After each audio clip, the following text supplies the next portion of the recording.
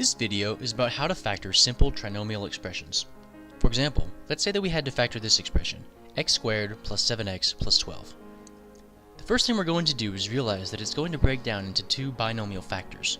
So I'm just going to write my sets of parentheses below, like this. The next thing I'm going to do is put an x here and here. The reason I know to do this is because factoring is basically multiplication in reverse, and since the first term of the trinomial expression, this one here, is x squared, I can be sure that x is going to be the first term of each of the binomial factors as well, because they need to multiply to make the x squared if I were to multiply them together. If you didn't follow me there, don't worry about it, because I think it's going to become clear by the end of the video when I explain how to check your solution. Anyways, let's get back to factoring now that we have our x's in place. Really, the last thing we need to do is figure out which number is going to complete each factor. Now, this is where it gets a little tricky.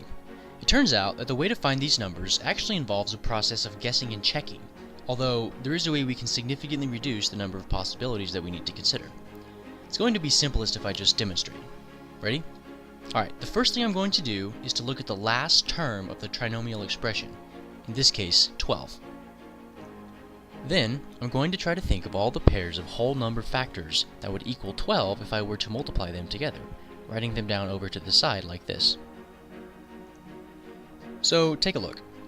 These are all the possible factor pairs of 12. Do you see why? 1 times 12 is 12, 2 times 6 is 12, and 3 times 4 is 12. Now, one of these pairs of numbers is the correct one, which I'm going to put into the parentheses to complete the factorization. But how do you know which one? Well, it turns out that there are actually two conditions that each of these factor pairs have to satisfy. The first one, as we've seen, is just that they both have to multiply together to make 12. The second condition is that they actually have to add together to make the middle term. Let me say that again. Not only must the numbers multiply to make the last term, but they also must add to make the middle coefficient, which in this case is 7. So let's just look at our options. Look at the first pair. 1 plus 12 is 13, so that's not going to work. How about the next pair? 2 plus 6 is 8. Almost, but it's still not a 7, so that pair's not going to work either. So it has to be 3 plus 4. So sure enough, 3 plus 4 is 7, which of course is our middle coefficient and the number we were looking for. So basically, we're done. All we have to do now is put these numbers into the parentheses like this. That's the answer. X squared plus 7x plus 12 factors into x plus 3 times x plus 4. By the way, to check your answer, all you need to do is multiply these binomials back together using FOIL and make sure you get the same thing you started with. I'll just show you what I'm talking about real quick. See? We got back to the same expression, which means that our solution was correct. Okay, now I need to point something out. This example that I just used was pretty simple because both of the signs were positive.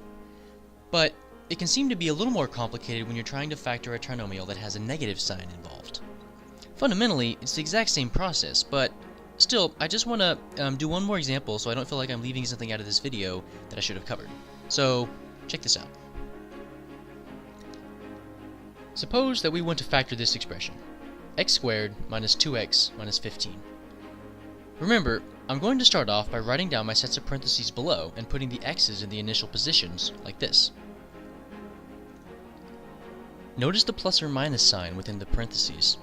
This is because, since we are now dealing with negative signs, it is necessary to consider the possibility that the factors may be negative.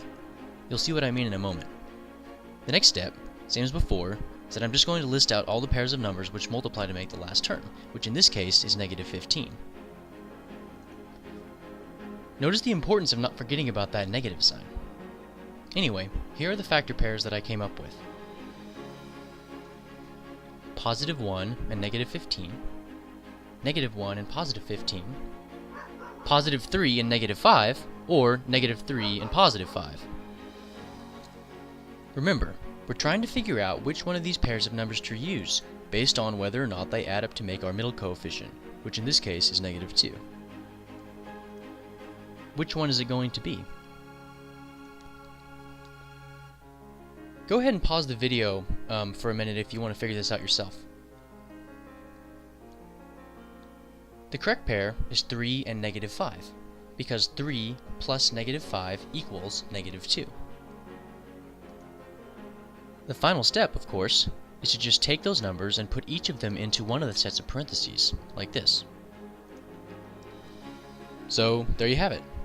That's how you factor trinomial expressions.